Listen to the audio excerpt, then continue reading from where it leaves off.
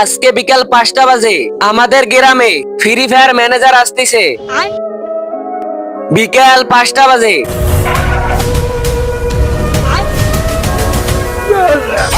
এই দেখ ফুল স্কোয়াড রে মেরা দিলাম। ওরে বাবা ফুল স্কোয়াড রে মেরা দিল। আরে ম্যানেজার আসতেছে। এই নে হেডশট। আরে হেডশট মেরা দিল। এই দেখো আমি গ্র্যান্ড মাস্টার উঠলাম। বাহ, এই গ্রামের প্লেয়াররা তো অনেক বড়।